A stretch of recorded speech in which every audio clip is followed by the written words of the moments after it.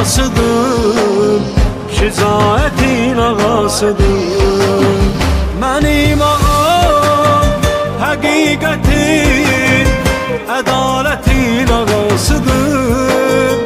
O qeyrətin ağasıdır, şicaətin ağasıdır.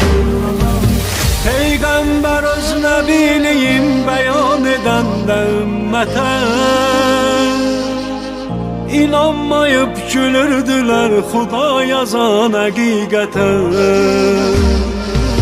Peyğəmbər öz nəbiliyin bəyan edəndə ümmətə, İnanmayıp gülürdülər Xuda yazan həqiqətə.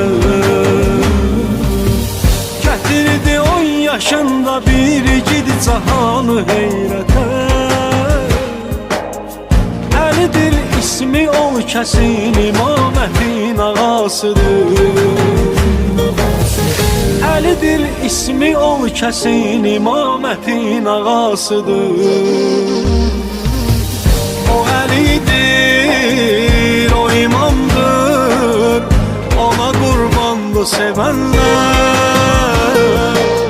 Məndən sizə salam olsun, vilayətin yolunu doğru gedənlər.